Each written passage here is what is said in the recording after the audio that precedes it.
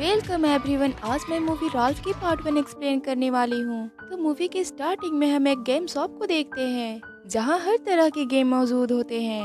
इन सारे गेम में एक गेम बहुत ज्यादा फेमस होती है। इस गेम में सबसे पहले विलेन राल्फ को दिखाया जाता है। उसका काम सभी चीजों को तोड़ फोड़ करना होता है। वहीं इस गेम का हीरो फिक्स इट फ्लिक्स होता है जो सारी टूटी हुई चीजों को अपनी जादुई हथौड़े से ठीक कर देता है। उसे इस काम के लिए मेडल भी मिलते हैं, लेकिन राल्फ को कुछ नहीं मिलता है और ना ही कोई उसकी इज्जत करता है। तोड़ फोड़ करने की वजह से सब उसे नीचे फेंक देते हैं। नेक्स्ट सीन में हम गेम के अंदर की दुनिया को देखते हैं जहाँ राल्फ उसी सिचुएशन में होता है। सारे लोग घर में मस्ती मजे कर रहे होते हैं, लेकिन राल्फ वहीं टूटी फूटी कचरों के साथ रह रहा होता है। इन सब चीजों से राल्फ काफी ज्यादा परेशान हो जाता है। वो बाकी गेम के विलेन से बात करता है और सबको बताता है कि आज उसके गेम की 30 एनिवर्सरी है, लेकिन वो बिल्कुल भी खुश नहीं है क्योंकि उसे विलेन बनना पसंद नहीं है और उसे भी मेडल चाहिए।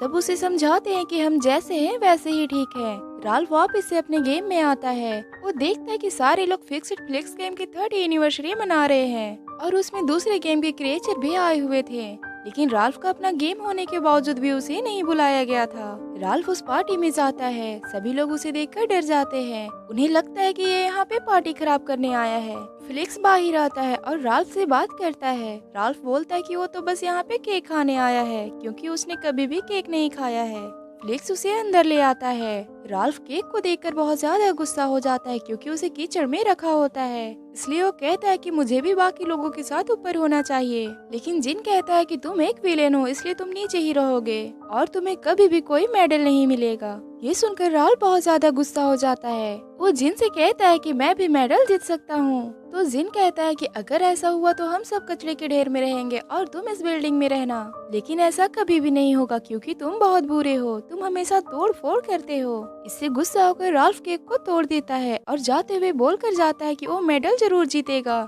इसके बाद टैपर गेम के अंदर जाता है और टैपर से कहता है कि ऐसा कोई गेम है जिससे मेडल जीत सके। टैपर कहता है कि ऐसा नहीं है, लेकिन तुम उस कबाड़ में देख लो, शायद तुम्हें कुछ मिल जाए। राल्फ उस बॉक्स में मेडल ढूंढने लगता है, लेकिन उसे वहाँ कुछ नहीं मिलता है। तभी वहाँ उसे एक सोल्जर दिखाई देता है जो हीरोज ड्यूटी गेम का कैरेक्टर था। वो अपने गेम से बोर हो गया था। रोज उसे बिल्डिंग में चढ़कर कीड़े को मारना पड़ता था। ये सब उसे एक मेडल के लिए करना पड़ता है। राल्फ ये सुनकर शॉक्ड हो जाता है कि इससे उसे मेडल मिलता है। वो बोलता है कि क्या थोड़ी देर के लिए उसकी कैरेक्टर कर सकता है, लेकिन वो सोल्जर कहता है कि जो किसी से नहीं डरता वही आर्मी में होता है। लेकिन तभी वो सोल्जर कॉकरोच को देखकर बेहोश हो जाता है। इसका फायदा उठाकर राल्फ उसका कॉस्ट्यूम पहन लेता है और हीरोज ड्यूटी गेम में पहुंच जाता है।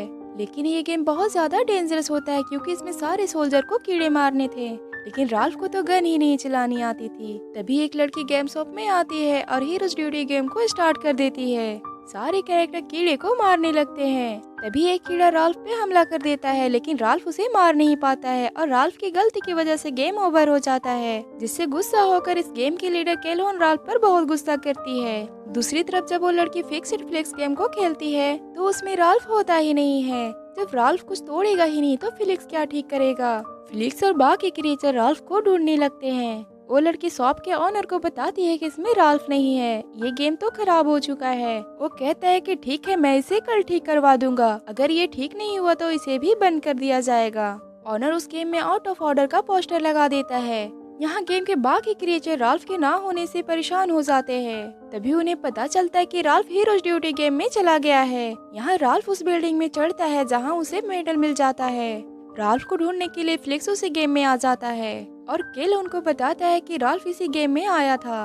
वहीं राल्फ वो मेडल हासिल कर लेता है, लेकिन वहाँ से निकलते वक्त एक अंडे पर उसका पैर पड़ता है। उसमें से एक बेबी साइबस निकलता है। उस साइबस राल्फ पे हमला करता है। उससे बचने के लिए राल्फ वहाँ से भागता है और वो एक स्पेस शटल में साइबस के साथ गिर जाता है। वो space shuttle heroes duty game से शुगर रश गेम में लैंड करता है। वो स्पेस शटल राल्फ और कीड़े को बाहर फेंक देता है, जिसकी वजह से वो कीड़ा लेग में डूब जाता है और राल्फ कैंडी के पेड़ पे लटक जाता है, जिसकी वजह से उसका मेडल पेड़ के ऊपर ही फंस जाता है। उसे लेने के लिए उस पेड़ के ऊपर चढ़ने लगता है। तभी वहाँ एक लड़की आ जाती है जिसका नाम वेनिलोफी होता है। बच्ची उसका मेडल लेकर वहाँ से भाग जाती है। राल्फ मेडल लेने के लिए उसके पीछे भागता है, लेकिन वो वहीं कैंडी लेक में गिर जाता है। वेनिलोफी उस मेडल से शुगर रेस गेम में पार्टिसिपेट कर लेती है, लेकिन किंग कैंडी उसे पार्टिसिपेट नहीं करने देना चाहता था। इसीलिए उसे पकड़ने के लिए अपने गार्ड को उसके पीछे भेज देता है। तभी वहाँ राल्फ भी आ जाता है। वेनिलोफी वहाँ से भाग जाती है, लेकिन वो सिक्योरिटी गार्ड राल्फ को पकड़ लेता है और उसे पकड़कर किंग कैंडी के महल में ले आते हैं, जहाँ राल्फ किंग कैंडी को बताता है कि वेनिलोफी उसका मेडल को चुरा लिया है और इसीलिए उसके पीछे भाग रहा था। किंग उसे बताता है कि अब कुछ नहीं हो सकता, वो उसका इस्तेमाल कर चुकी है। उसे वो मेडल तभी मिल सकता है जब कोई रेस जीत जाए।